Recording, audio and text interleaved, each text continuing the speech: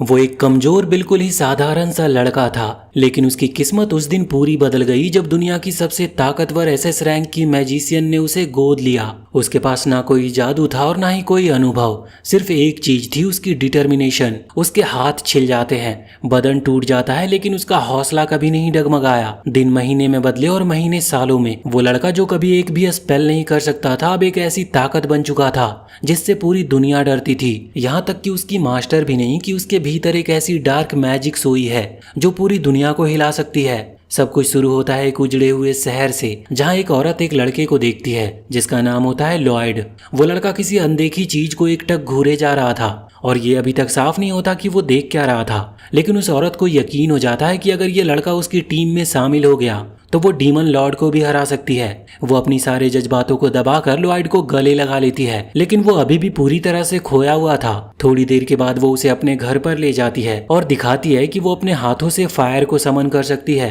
Lloyd पहली बार कोई जादू अपनी आंखों से देख रहा था। उसे सब कुछ बिल्कुल अनरियल लग रहा था, लेकिन औरत उसे साफ कहती है कि जो मैंने किया ना वही तुम्हें करना है, वरना तुम्हें डिनर नहीं मिलेगा। लॉयड को कोई इंस्ट्रक्शन नहीं मिलता, ना कोई गाइड, लेकिन फिर भी वो दिन भर कोशिश करता है और शाम तक एक छोटी सी फायर बॉल बना लेता है। औरत उससे थोड़ा इम्प्रेस होती है, पर उसकी एक्सपेक्टेशंस कहीं ऊपर थी। वो लिटरली लॉयड से जलते हुए कहती है कि तुम्हें अभी बहुत कुछ सीखना है। अगले दिन वो उसे सिखाती है कि जमीन को खास तरीके से मारकर पानी को समन कैसे किया जाता है। लॉयड पहले ही कोशिश में कुछ पानी तो निकाल लेता है, लेकिन सिर्फ मिट्टी गीली कर पाता है। औरत फिर भी खुश नहीं होती और उसे सजा देते हुए पानी में भिगो देती है। इसके बाद वो उसे विंड मैजिक सिखाती है और धीरे धीरे लॉयड की ट्रेनिंग और भी कठिन होती जाती है। कुछ ही महीनों में लॉयड आइस मैजिक में माहिर हो चुका था, इतना कि वो अपनी मास्टर की हूबहू आइस स्टैचू बना लेता है। उसे लगता है कि उसने आखिरकार अपनी मास्टर को इम्प्रेस कर दिया, लेकिन मास्टर अब भी संतुष्ट नहीं होती। वो उसे स्टैचू को एनिमेट कर देती है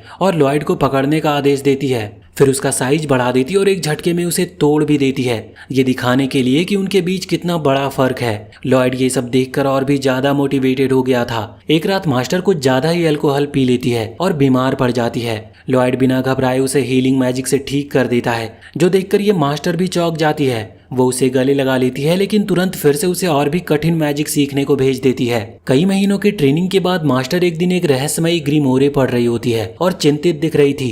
तभी लॉयड आता और किताब उसके हाथ से गिर जाती है। जैसे ही वो उसे छूता है कुछ ट्रिगर हो जाता है और वो वहीं पर बेहोश हो गया था। मास्टर समझ जाती है कि लॉयड में चोजन वन बनने की पोटेंशियल है। शायद वो खुद भी एक चोजन वन नहीं रही, लेकिन ये बात साफ नहीं है और वो नहीं चाहती कि लॉयड उसकी तरह ओवर कॉन्फिडेंट बने। इसीलिए लॉयड जब सो रहा होता है तो वो उसके माथे पर एक किस करके उस पर एक स्पेल डाल देती है, जो शायद उसकी पावर को लिमिट करने के लिए था। अगली सुबह वो लॉयड को व्हाइट मेज के बारे में बताती है, जो हीलिंग और सपोर्टिव मैजिक के लिए जाने जाते हैं। लॉयड को एक टास्क दिया जाता है, एक एप्पल ट्री को ग्रो करके उसमें फल लगाना। लॉयड उसे बड़ा कर देता है, लेकिन मास्टर पूरा पेड़ सेबों से भर देती है। लेकिन मास्टर फिर भी उससे इम्प्रेस नहीं होती। रात को लॉयड एंशिएंट मैजिक के बारे में पूछता है, एक ऐसी खोई हुई ताकत जिसे सदियों पहले एक्सटिंक्ट मान लिया गया था, लेकिन मास्टर उसे मना कर देती है कि ऐसी बेकार चीजों में दिमाग वो ना लगाए। अब वो उसे और भी कॉम्प्लेक्स मैजिक सिखाती है, जैसे स्पेस मैजिक, जिसमें आइटम को समन या वैनिश किया जा सकता है। जब मास्टर को लगता है कि लॉयड अब अगली लेवल की परीक्षा के लिए तैयार है, तो वो उसकी आंखों पर ब्लाइंड फोल्ड बांध देती है और एक खतरनाक जंगल में छोड़ देती है, और वो भी बस एक छोटा सा किचन नाइफ देकर। वहाँ भयानक मॉन्स्टर्स होते हैं और वो कहती है कि एक हफ्ते में जिंदा वापस लौटना, और लाइट की स्पीड से वहाँ से गायब हो जाती है। लॉयड डर के मारे कांपने लगा था। तभी एक बड़ा वुल्फ मॉन्स्टर उसके पीछे पड़ जाता है। किसी तरह पेड़ पर चढ़कर वो अपने आप को बचाता है और अपनी स्पेस डिटेक्शन स्किल से मास्टर के घर की लोकेशन को ट्रैक करता है। रात को वो वाइल्ड फ्रूट को हीलिंग मैजिक से कुक करता और एक केव में छुप जाता है। वहीं वो एक मैजिक सर्कल पर काम करता है, जिससे उसकी फिजिकल स्ट्रेंथ बढ़ जाए। वो अपनी स्पेल्स को क्रिएटिवली मॉडिफाई करता है ताकि एक्टिवेट होते ही उसकी स्पीड और ताकत दोनों बढ़ जाए। अगले दिन वो गलती से क्वीन स्पाइडर के नेस्ट में घुस जाता है और जैसे ही वो जाइंट मकड़ी उसके ऊपर हमला करती है, लॉयड अपने स्पेल को एक्टिवेट करके अपनी स्पीड को 10 गुना बढ़ा लेता है और एक ही दौड़ में मास्टर के घर तक पहुंच जाता है। लेकिन इसकी वजह से वो पूरा एग्जॉस्ट हो जाता है और वहीं दरवाजे पर बेहोश होकर गिर पड़ता है। मास्टर उसे दरवाजे पर देखकर मुस्कुराते हुए कहती है कि वेलकम होम। समय बीतता है और अब लॉयड पहले से लंबा हो चुका है। उसे घर में ज़्यादा फ्रीडम मिलती है। एक दिन स्टडी रूम साफ करते हुए उसे एक किताब मिलती है जिसमें सिटीज़ के बारे में लिखा होता है। उसे दिलचस्पी होती है क्योंकि उसने कभी भी कोई सिटी नहीं देखी थी।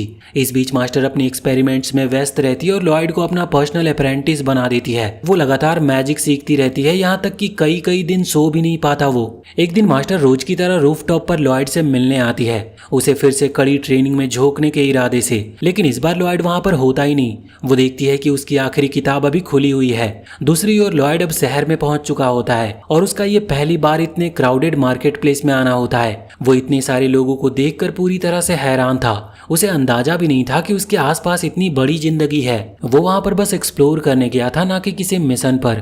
तभी एक फ्लायर उसके चेहरे से टकराता है और उसे लगता है कि ये बस हवा का झोंका था, लेकिन असल में ये किसी ने जानबूझकर उसके ऊपर फेंका था। वो फ्लायर उठाता है और पढ़ता है, जिसमें था कि एक एडवेंचरर टीम किसी नए मेंबर की तलाश में है। लॉयड के पास अभी कुछ करने को था नहीं, इसलिए वो उस डायरेक्शन में आगे बढ़ता है जहां उसकी असली कहानी शुरू होने वाली थी। जब लॉयड उस जगह पर पहुंचता है जहां फ्लायर में लिखा था, तो वो देखता है कि वहाँ एक एडवेंचरर पार्टी किसी भयानक मॉन्स्टर से जूझ रही है और वहाँ सबके चेहरे बहुत थके और घायल थे।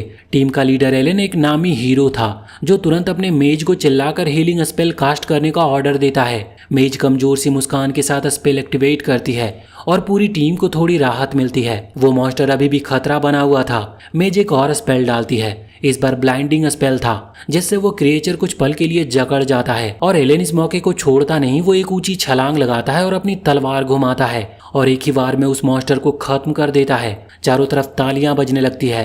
गांव वाले एलेन की तारीफ करते थकते नहीं। कोई कहता है कि वो वही है जिसने अपनी टीम के साथ मिलकर एबॉट कैसल के साइक्लॉप्स को भी हराया था। लेकिन लॉयड इस पूरे तमाशे से बिल्कुल भी प्रभावित नहीं होता। उसे सब कुछ बनावटी लग रही थी और वो चुपचाप वहां से आगे निकल जाता है। थोड़ी देर के बाद एडवेंचरिंग पार्टी अपने लॉज में पहुंचती है। एलन अपने मिले हुए इनाम को टीम में बांटता और लॉयड को एक छोटा सा टोकन देता है। वो कहता है कि तुम डी रैंक के हो और ये तुम्हारे हिस्से का है। लॉयड बिना कोई सवाल किए वो टोकन ले लेता और वापस मुड़ने लगता है। बाकी एडवेंचरर आपस में कानाफूसी करते हैं कि ये लड़का इतना घमंडी क्यों है, किसी से अच्छे से बोलता तक नहीं। एलन बिना कोई भावनात्मक जुड़ाव दिखाए कहता है, व्हाइट मेजेज वैसे भी सिर्फ सजावट के लिए होते हैं, क्योंकि असली लड़ाई तो हम लड़ते हैं। लॉयड ये सब सुनता है लेकिन बिना किसी गुस्से के चुपचाप दरवाजा बंद करके वहां से चला जाता है। उसी समय कहीं दूर उसकी मास्टर के घर पर एक विजिटर आता है, वही आदमी जिसने लॉयड को फ्लायर दिया था। वो मुस्कुराते हुए कहता है कि वो अब हीरो की पार्टी में है। मास्टर ये सुनकर संतुष्ट होती है, जब तक वो घमंडी ना बन जाए मुझे फर्क नहीं पड़ता वो करता क्या है। वो आदमी फिर गंभीर हो जाता और पूछता है कि क्या तुम अब भी उस पुराने हादसे को लेकर पछताती हो। मास्टर की आंखों में एक छाया सी उतरती है। वो कहती है कि मैं सिर्फ चाहती हूँ कि वो त्रासदी फिर से ना दोहराई जाए।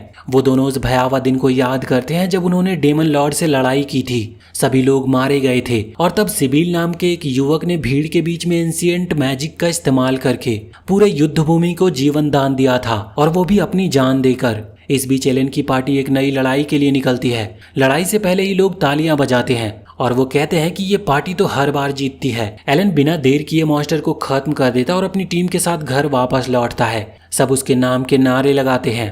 घर पहुंचते ही उनकी मेज सीना खुद से मैजिक बुक्स पढ़ने लगती है। एलन को काफी हैरानी होती है उसे पढ़ाई करते हुए देखकर। सीना कहती है कि हमारी डिफेंस कमजोर हो रही है, लेकिन एलन घमंड से कहता है कि मैं अब भी अनस्टॉपेबल हूँ, मुझे ट्रेनिंग की कोई जरूरत नहीं। सीना कुछ भी नहीं कहती, बस चुपचाप उसे देखती है। उसी शाम नदी के किनारे तैनात सैनिकों पर एक विशाल गोलेम हमला करता है और सभी को वो कुचलकर मार डालता है। तो देश तुरंत एलन को संदेश भेजता है कि अभी गोलेम को खत्म करो। एलन मिशन को स्वीकार कर लेता और अपनी टीम को लेकर निकल पड़ता है। लॉयड अपने एडवांस स्पेस डिटेक्शन स्पेल का इस्तेमाल करता और गोलेम की एग्जैक्ट लोकेशन का पता लगाता है। लेकिन जब वो उस जगह पर पहुंचते हैं तो देखते हैं कि सिर्फ गोलेम ही नहीं, एक और खतरनाक क्रिएचर भी वहां पर है। उसके हाथ में एक स्टाफ थी और उसकी रेड ग्लोइंग आंखों से साफ पता चलता है कि वो डीमन रेस से है। लॉयड तुरंत चेतावनी देता है कि वो स्टाफ इसकी पावर का सोर्स है, वो गोलेम को कंट्रोल कर रहा है। एलन सीरियसनेस को नजरअंदाज करते हुए लुलू को कमांड देता है कि तीर चलाओ। लुलू बिल्कुल वैसा ही करती है। फिर वो मिया को लड़ाई के लिए इंस्ट्रक्ट करता और वो भी तैयार हो जाती है। एलन खुद ही गोलेम से लड़ने के लिए दौड़ पड़ता है, लेकिन लॉयड चीख कर कहता है, तुमने इसकी पावर एनालाइज भी नहीं की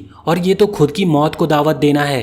एलन पलटकर चिल्लाता है, मैं लीडर हूँ, ऑर्डर मेरा होता है। लेकिन इससे पहले कि वो आगे बढ़े लॉयड उससे भी तेजी गति से दौड़कर उसे पीछे धकेल देता है और उसकी जान बचा लेता है। एलन गुस्से में लॉयड को धक्का देता और खुद गोलेम पर हमला करता है और हैरानी इस बात की होती है कि वो गोलेम तुरंत मर भी जाता है। इससे टीम को लगता है कि लॉयड की चेतावनी गलत थी, वो बस ओवर रिएक्ट कर रहा था। घर लौटते वक्त एलन सबके सामने कहता है कि लॉयड ने अब तक पार्टी के लिए कुछ भी नहीं किया, सारी रिकवरी सीना ने की है, मुझे लगता है उसे टीम से निकाल देना चाहिए। लॉयड ये सुनकर कुछ देर चुप रहता है, फिर खुद ही पार्टी को छोड़ देता है। जैसे ही वो बाहर निकलता है बाकी मेंबर उसके जाने पर खुशी मनाते हैं। अगले दिन लॉयड अलग अलग पार्टीज में शामिल होने की कोशिश करता है, लेकिन हर बार उसे ठुकरा दिया जाता था। अगले दिन लॉयड अब भी शहर की गलियों में अकेला भटक रहा होता है। एलन की बातें उसके जहन में गूंज रही होती है कि तू बस एक बेकार व्हाइट मेज है और तुम बस हमारी टीम के पीछे छुपे हुए रहते हो और तुम्हें हीलिंग तक नहीं आती, वो भी सीना तुमसे बेहतर करती है। वो सोचता है कि क्या वाकई में वो बेकार है, क्या एलन सही था उसके बारे में। उसने एलन से पूछा भी था, क्या तुम्हें सच में लगता है कि मैं बेकार हूँ? एलन ने बस कंधे उचका दिए और कहता है कि तुम खुद ही सोच लो और अब यहाँ से निकल लो। जब लॉयड पीछे मुड़कर जाने लगा तो सीना को छोड़कर बाकी सारी लड़कियां जोर से कहने लगी कि सही हुआ जो इस लूजर से हमें छुटकारा मिला। लॉयड अब शहर के बीचों बीच एक पुराने फव्वारे के पास आकर बैठता है। वहां लगी एक मूर्ति वो उसकी मास्टर की तरह दिख रही थी। उस पत्थर की शांत आंखों को देखकर लॉयड की आंखों में एक बेचैन सी नमी तैरने लगती है। उसे उसकी मास्टर की सख्त लेकिन ईमानदार ट्रेनिंग याद आती है। शायद वही इकलौती थी जिसने उसे कभी सच्चे दिल से स्वीकार किया था। वहीं शहर से दूर एक और कहानी चल रही होती है। एक ए रैंक मिशन पर निकली elite adventure party bandit territory पर हमला करने जा रही होती है, लेकिन टीम की मेज क्रम्ब आज कुछ खोई हुई थी। उसकी आंखों में जोश नहीं बस खालीपन था। वहीं टीम की लीडर यूवी सबको सिग्नल देती है और जैसे ही बैंडिट्स को भनक लगती है सिलिका चैंट शुरू कर देती है। उसकी आवाज तेज थी लेकिन थकी हुई लग रही थी। एक बैंडिट फुसफुसाता है कि जैसे ही ये चैंट पूरी करे हमला कर देना। बैंडिट्स आगे बढ़ते हैं लेकिन उनके हमले से पहले ही क्रॉस टीम का आर्चर एक तीर छोड़ता है जो हवा को चीरते हुए 5 दुश्मनों को एक साथ मार गिराता है। डैजर्स टीम का टैंक यूवी के हर कदम की रक्षा कर रहा था।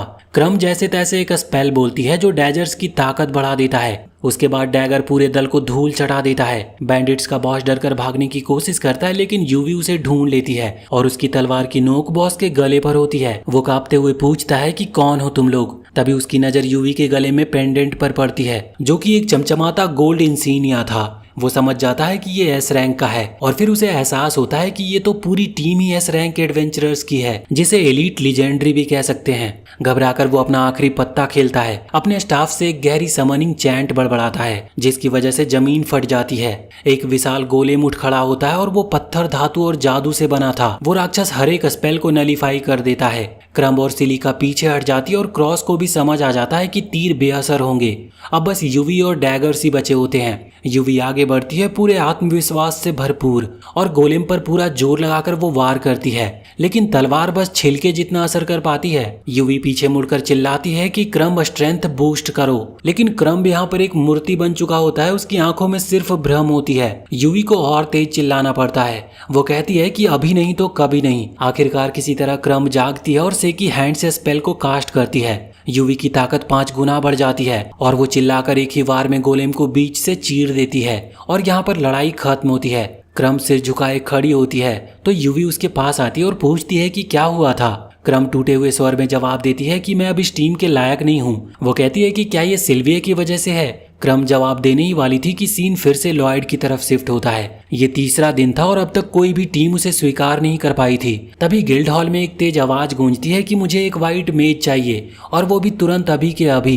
क्रम अब शायद टीम से बाहर है और यूवी को तुरंत ही कोई चाहिए। लॉयड बिना देरी किए पास आता है और वो कहता है कि मैं एक व्हाइट मेज हूँ। यूवी उसकी ओर देखती और ना कोई फॉर्मेलिटीज और ना कोई रैंक पूछना, बस उसका हाथ पकड़ती और कहती है कि ग्रेट, तुम हमारे साथ चल रहे हो। लॉयड कुछ कह भी नहीं पाता कि वो उसे गिल्ड से बाहर खींच लेती है। टीम के बेस पर पहुंचकर यूवी लॉयड को सबके सामने खड़ा कर देती है और कहती है कि ये है हमारा नया मेंबर। ये देखकर क्रॉस सिर पकड़ लेता है और कहता है कि तुमने फिर से बिना कुछ बताए किसी को पकड़ लाया। डैगर हंसता है और कहता है कि यही तो क्लासिक यूवी की पहचान है। यूवी मुस्कुराते हुए कहती है कि हमें तुरंत एक मिशन के लिए निकलना है और क्योंकि क्रम अब नहीं है इसीलिए हमें एक मेज चाहिए था और यही मिला। लॉयड उस एलीट टीम में खुद को बहुत छोटा महसूस कर रहा था और वो कहता है कि मैं बस हीलिंग जानता हूँ। यूवी सीधा सवाल करती है कि कोई भी मैजिक दिखाओ। लॉयड हिचकिचाता है लेकिन फिर आंखें बंद करता है और अपना स्टाफ समन करता है और वो भी बिना किसी चैंट के। सबकी आंखें चौड़ी हो जाती है। इसके बाद लॉयड अपनी हथेली हवा में उठाता है और बिना किसी स्पेल के पूरी टीम की फिजिकल स्ट्रेंथ को इनहेंस कर देता है। पहले तो किसी को कुछ महसूस नहीं होता। यूवी एक पेड़ की ओर जाती है और हल्का सा वार करती है और वो पूरा पेड़ 2 हिस्सों में गिर जाता है। लॉयड धीरे से कहता है कि मैंने 5 लेयर्स डाली है, क्योंकि अगर सिर्फ एक स्पेल लगाता तो कमजोर होता। क्रॉस धीमे से कहता है कि क्रम तो इसके आसपास भी नहीं थी। लॉयड यहाँ पर फिर भी खुद को ही दोष दे रहा था और शायद मैं अब भी मीडियोकर ही हूँ। वो समझ नहीं पा रहा था कि उसकी असली ताकत क्या है, क्योंकि इतनी बार अपमानित होने के बाद वो खुद को बहुत छोटा समझने लगा था और लॉयड की सेल्फ एस्टीम बिल्कुल जमीन पर पड़ी थी इस वक्त। लॉयड सोचता है कि उसने उन्हें इम्प्रेस नहीं किया और कहता है कि वो उनकी टीम के लिए एक बेकार एडिशन नहीं बनना चाहता, इसीलिए वो वहां से चला जाता है। शुरू में सब इतने ज्यादा स्टंड होते हैं कि कुछ बोल ही नहीं पाते। यूवी जल्दी खुद को संभालती है और जितना जोर से चिल्ला सकती है उतनी जोर से चिल्लाती है कि वापस आ जाओ। लॉयड रुककर कम से कम ये जानने के लिए वापस आता है कि वो कहना क्या चाहते हैं। वो उन्हें बताता है कि वो कहाँ से आया है और कैसे हीरो की टीम ने उसे बेकार समझकर निकाल दिया। यूवी हैरान होती है ये जानकर कि वो कभी हीरो की टीम का हिस्सा था, लेकिन लॉयड कहता है कि उन्हें चौंकने की जरूरत नहीं, क्योंकि वो इतना अच्छा नहीं है। सच में उस लड़के की सेल्फ एस्टीम तो जैसे नर्क में पहुंच चुकी थी। वो उन्हें सलाह देता है कि वो अपनी पुरानी व्हाइट मेज को वापस ले आएं, क्योंकि वही उनके लिए बेहतर रहेगा। वो उसे क्रम के बारे में बताते हैं। वो बहुत अच्छी थी और उनकी टीम में थी, लेकिन उसकी एक बहन है सिल्विए, जो कि बीमार है। पहले क्रम एडवेंचरर का काम करती थी और साथ ही अपनी बहन की देखभाल भी करती थी, लेकिन हाल ही में वो और भी ज़्यादा थकने लगी है और इसका असर उसके काम पर भी दिखने लगा था। अपनी आखिरी लड़ाई में वो इतनी ज़्यादा डिस्ट्रैक्टेड थी कि पूरी टीम को खतरे में डाल दिया था। हालांकि टीम के सभी लोग चाहते थे कि वो टीम में बनी रहे, लेकिन क्रम खुद उनकी चिंता में इतना घुल गई कि उसने रिजाइन करने का फैसला कर लिया। आमतौर पर वो लोग व्हाइट मेज के बिना भी सरवाइव कर सकते थे, लेकिन जब उन्हें ए रैंक क्वेस्ट लेनी होती है तब उनके लिए व्हाइट मेज जरूरी हो जाता है, वरना वो जिंदा नहीं बच सकते। क्रम टीम के लिए सिर्फ एक जरूरी सदस्य ही नहीं थी, बल्कि एक अच्छी दोस्त भी थी। यूवी कहती है कि वो क्रम को लेकर बहुत चिंतित है और बाकी मेंबर्स भी अपनी चिंता जाहिर करते हैं। लॉयड ये देख सकता था कि वो सच में परेशान है और सोचता है कि शायद वो लोग क्रम को टीममेट से ज्यादा एक दोस्त मानते हैं। जब वो हाँ कहते हैं तो लॉयड सोचता है कि क्रम कितनी लकी है कि उसके पास इतने अच्छे टीममेट्स हैं, बिल्कुल उसके पुराने साथियों के उल्टा। लॉयड सिल्विया की बीमारी के बारे में पूछता है और उन्हें पता चलता है कि सिल्विया धीरे धीरे एक मैजिक स्टोन में बदल रही है। उसे वो दिन याद आता है जब वो अपनी मास्टर के साथ मैजिक स्टोन पर किताब पढ़ रहा था और उसने पूछा था कि क्या ये स्थिति रिवर्सिबल है, और उसकी मास्टर ने हाँ कहा था। अब उसे लगता है कि वो सिल्विया की मदद कर सकता है, इसीलिए वो यूवी से कहता है कि उसे क्रम के घर पर ले चले। वो क्रम के घर पर पहुंचते हैं और क्रम दरवाजा खोलती है। वो बैठकर बातें करते हैं और लॉयड उससे बीमारी के बारे में पूछता है। क्रम बताती है कि वो और उसकी बहनें दोनों एडवेंचरर थे। एक दिन वो एक मिशन पर गए जहां सिल्विया बहुत जख्मी हो गई। क्रम को नहीं पता कि सिल्विया के साथ क्या हुआ था, क्योंकि वो उस वक्त वहां पर नहीं थी। जब वो आई तो सिल्विया पहले से घायल थी। लॉयड बीमारी के संकेत के बारे में पूछता है और क्रम उन्हें सिल्विया के कमरे में ले जाती है। जैसे ही दरवाजा खुलता है लॉयड को उस कमरे से जबरदस्त मैजिक पावर का एहसास होता है। क्रम पास जाकर चादर हटाती है और दिखाती है कि सिल्विया के पैर और हाथ पत्थर के बन चुके हैं। वो बताती है कि धीरे धीरे सिल्विया पूरी तरह से पत्थर में बदल जाएगी। लॉयड कहता है कि उसे लगता है वो सिल्विया को हील कर सकता है, लेकिन क्रम उस पर विश्वास नहीं करती। वो बताती है कि उसने कई सारे एडवांस्ड मेजेस से संपर्क किया था, लेकिन कोई कुछ कर नहीं पाया। इसीलिए वो मानती है कि कोई ऑर्डिनरी व्हाइट मेज कुछ भी नहीं कर सकता। हालांकि लॉयड पूछता है कि क्या इंजरी एक केव में हुई थी, तो क्रम चौंक कर हाँ कहती है। लॉयड इंजरी के ओरिजिन को चेक करता और कंफर्म करता है कि सिल्विया के शरीर में जो मैजिक पावर फैल रही है वो मैजिक स्टोन के सिम्टम्स की वजह से है। क्रम को अभी भी उस पर शक हो रहा था, लेकिन लॉयड कहता है कि उसकी मास्टर ने कहा था ये ठीक किया जा सकता है। यूवी भी क्रम को लॉयड पर विश्वास करने की सलाह देती है, तो क्रम उसे ट्राई करने देती है। लॉयड आगे बढ़ता और अपना स्टाफ निकालता है। वो एक पावरफुल मैजिक कास्ट करता है जिससे वो खुद को बहुत ही कमजोर महसूस करता है। वो बताता है कि उसने एक ऐसा मैजिक किया है जो सिल्विया के शरीर में फैली हुई मैजिक पावर को रिवर्स करेगा।